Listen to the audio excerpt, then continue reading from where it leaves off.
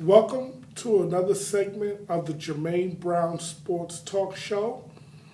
Yes, today I'm titling it differently because I usually name it the Jermaine Brown Football Show, but I'm going to be touching on other sports topics today as well. Today is actually Wednesday, September the 25th, 2003. All right. Recently, Andy Pettitte of the New York Yankees announced his retirement. He did it a week ago Friday. Now, I was listening to the retirement or the talk on the radio shows and TVs about the retirement, and nobody brought up this point, which I thought was a very crucial point. Now, the Yankees were still in the midst of a playoff chase. And for that retirement, for him to bring up about his retirement really put me off for this one main reason. You never want to hear player or any kind of retirement talk, contract talk, or free agency talk during the season. I don't care what the sport is, okay? You want to be focusing on that day's game or the upcoming game. Winning in the professional leagues, regardless of what sport it is tough enough without worrying about someone's contract or free agency or retirement. And so when he made that announcement, I just knew right then and then the Yankees season was over. And I remember calling up my friend, I believe it was either that night or the next day, and I basically told him, the Yankees are done.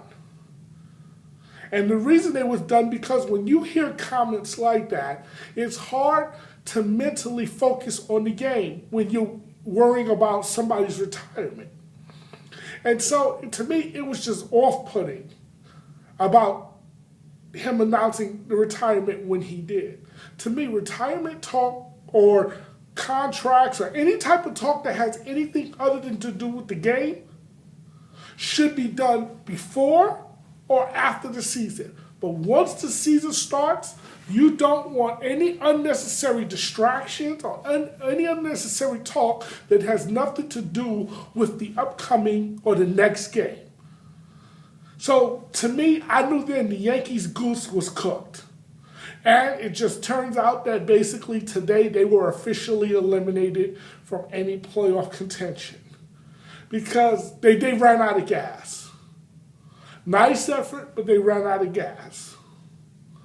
And the Yankees really have an uncertain future because with Mariano Rivera gone, Andy Pettitte gone, and there may be a lot of changeover this off season. And who knows what the 2014 lineup of the New York Yankees is going to look like. But I'm going to touch on one player in particular who is facing impending free agency. And his name is Robinson Cano. Now, Cano may get a huge offer. But if I'm the Yankees, be very, very careful how much you pay this guy. I would pay him in the range of $120 to $150 million 7-year deal. I would not pay him more than that, and I wouldn't give him a longer term than 7 years. And here is why. Right now, he has a reputation that he's a very talented player. He is the Yankees' best player. Let's get that out right here, right now. But the problem is he has a reputation of not hustling, particularly the first base. And to me, that's a problem because it shows a lack of caring. Okay? It shows a lack of caring. And so do you want to be paying a guy for the next 10 years 200 and something million when he doesn't hustle? Not only that, let's look at Albert Pujols. Albert Pujols got a 10-year, $200 and something million deal. Here's the problem with that. He's already in year 2 of that deal, and I'm certain the Angels would like to have their money back because, quite frankly, he's broken down physically.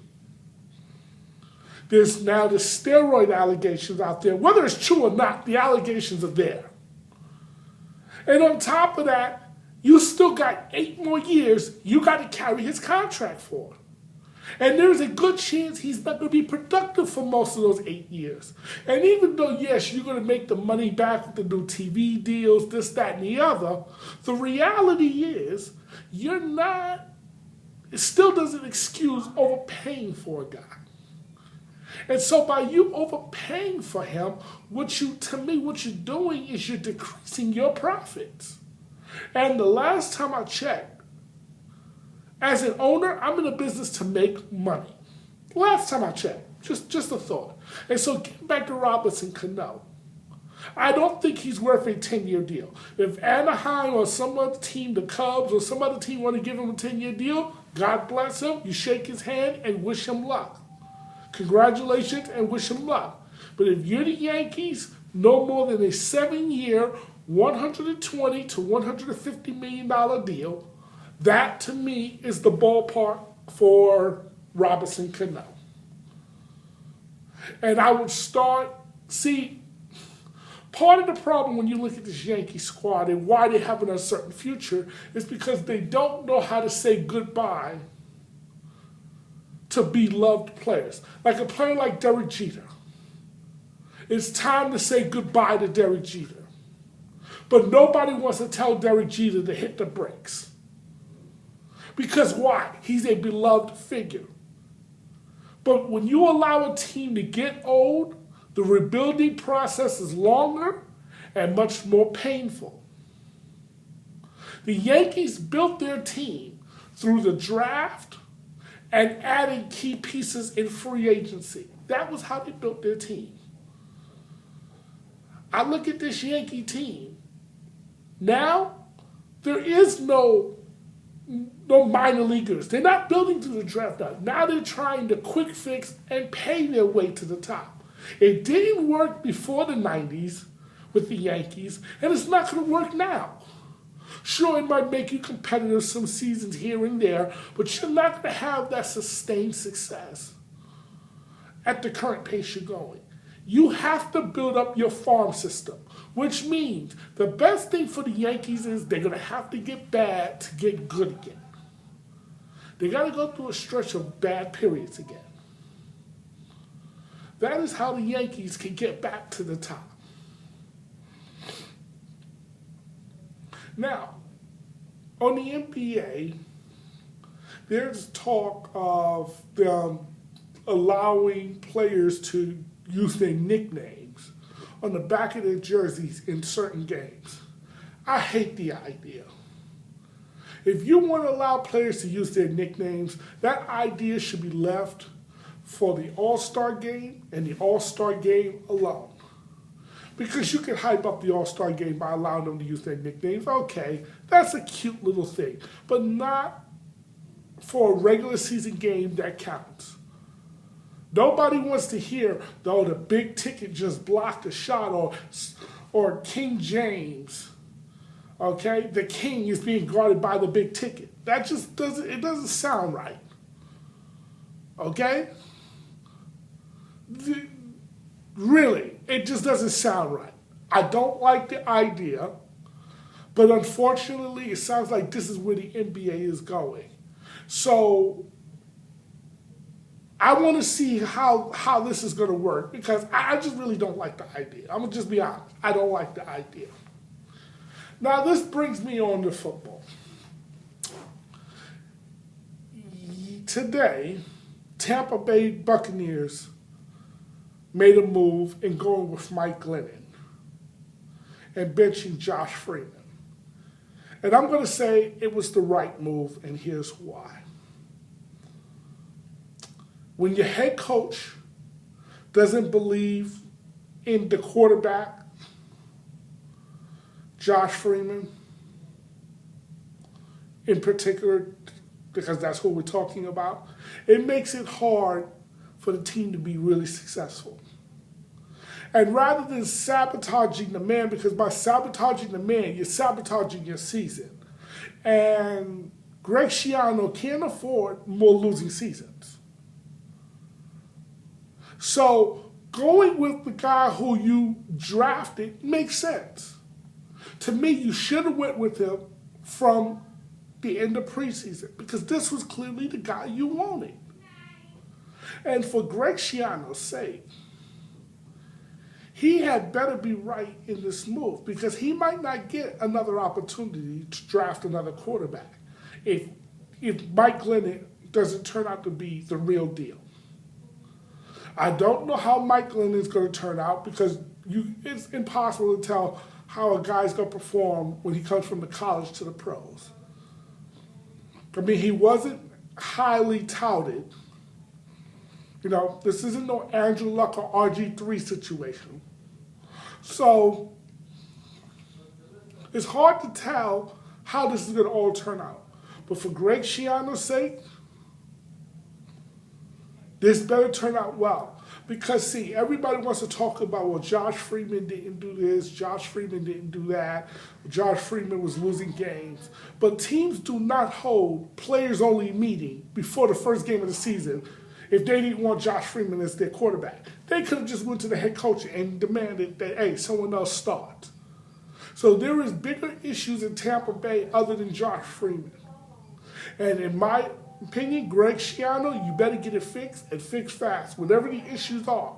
Because the worst thing you could do is lose your team.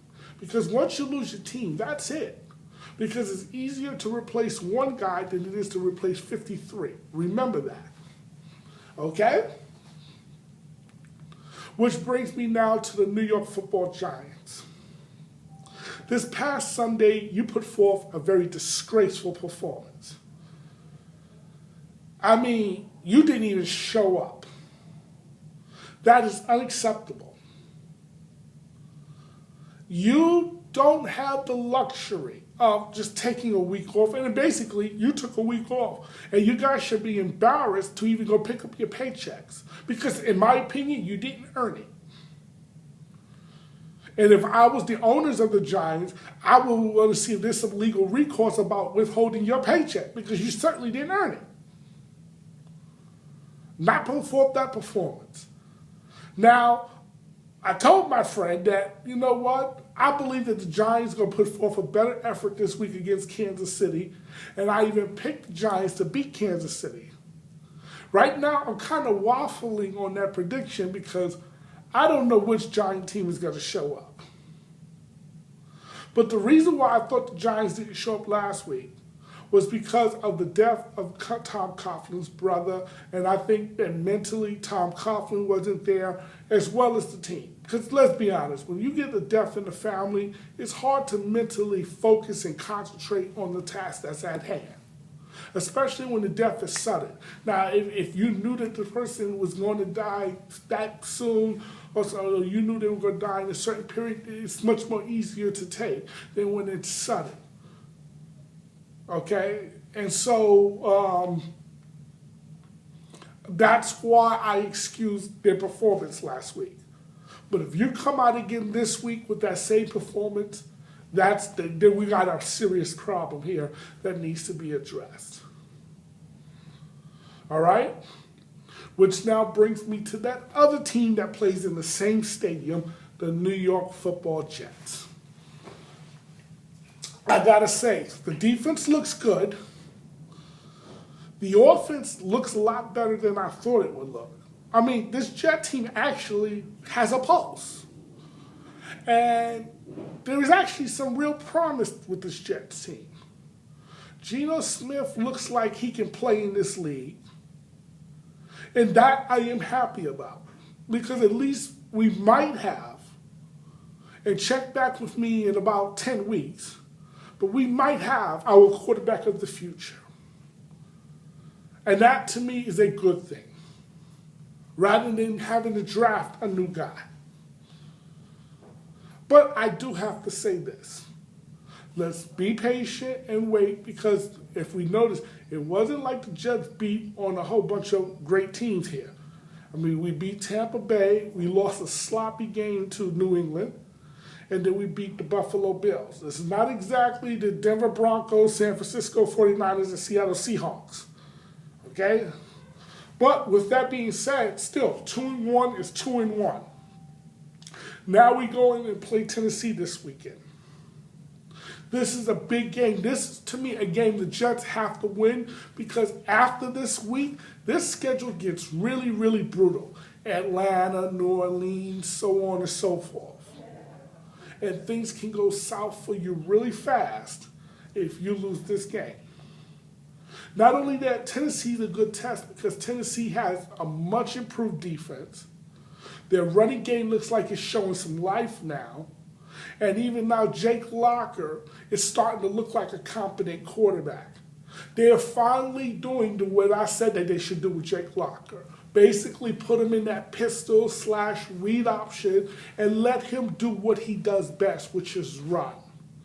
Don't have him stand back there going through progressions, read 1, 2, 3, boom, being Peyton Manning, because first of all, he's not Peyton Manning. Every quarterback in the league doesn't have to be Peyton Manning. Do what you do best. Do what got you into the league. That's how you get the best out of that player. Because Jake Locker actually does have some ability. Which now brings me to Colin Kaepernick. RG3. You guys had success by effectively running the ball and passing, which means you had balance. Now you're going away from what made you successful because you don't want to be doing the read option because you want to be known as a pocket quarterback. Forget that. That is stupid. Success is success. Who cares how you go about doing it? Remember, folks, there's more than one road, one way to success. You don't have to be a pocket quarterback to be successful in this league. You got to be able to throw from the pocket. You have to have that ability, but you don't have to be Peyton Manning to be successful. That's what I'm saying. You don't have to be Peyton Manning to be successful. Just be Colin Kaepernick. Just be RG3. Use your God-given assets that the good Lord gave you. Utilize it. Because here you got Tom Brady saying he wished he had the athletic ability that these guys have. Because do you know how much more dangerous that would make Tom Brady if he could actually run? Or even Peyton Manning. Imagine if Peyton Manning could actually run. Peyton Manning would be unstoppable because you couldn't defend him if he could actually run.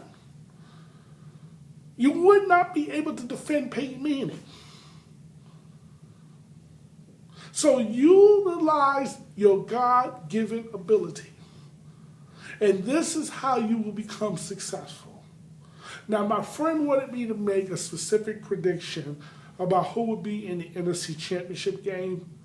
I'm going to hold off a few more weeks on that prediction. Okay? Though I got to admit that the two teams that he mentioned look like they may be the two best teams in the NFC. I'm not going to judge that off a couple of games. I need a little bit more evidence and time. Because to me, the problem that the media has when it comes to the NFL is that they try to take the measure of a team based off of every game, and you cannot do that. Because one week the Jets win, they look like they're world beaters. Next week the Jets lose, they look like they're bums. Come on, folks. It just don't work that way. You got to take the season in what we call segments. 4-game segments. And it's not the 4th game yet. So therefore, there's no need to right now say, okay, this team is going to do something this team. Now, I can tell you right now, there's just going to be some teams that are bad. Minnesota, Jacksonville, these are teams with no hope. Okay? We can accurately assess right now. But I'm not prepared to tell you that Denver will be in the Super Bowl this year. I'm not prepared to tell you San Francisco, Seattle will be in the Super Bowl this year. Or New Orleans or Atlanta. Though I like Atlanta, Atlanta is struggling right now. And I think eventually they will figure this out. I mean, there are some teams that I actually like. I actually think Indianapolis with getting Trent Richardson was a great move. As far as I'm concerned, that move may have changed the balance of power in the AFC South. Because here's why. I look at Indianapolis and I look at Houston. And you got to say that Indianapolis can win this division, folks. Houston had better be careful because now that Indianapolis has a legitimate running game to go with their passing game, this team can be lethal. They got weapons.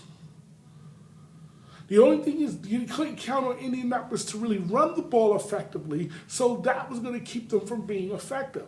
But I love that trade of getting Trent Richardson. And I think that was a great move by the Cleveland Browns to trade Trent Richardson because you wasn't going to win with him this year.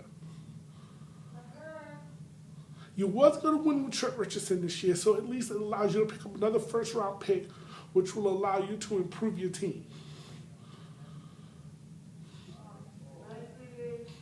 This is what you need to do, folks. You need if you can get a star player at your quarterback position, all you need is a good running game, and you got a chance you can win in this league. But you're going to have balance. Teams that are one-dimensional, teams that can only run the ball, you're only going to have but so much success. Teams that can only pass the ball, you're only going to have but so much success. You have to be able to both run as well as pass the ball to be successful in today's NFL.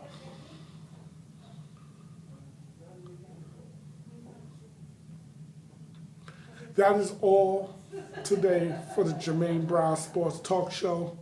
I will see and talk to you guys later.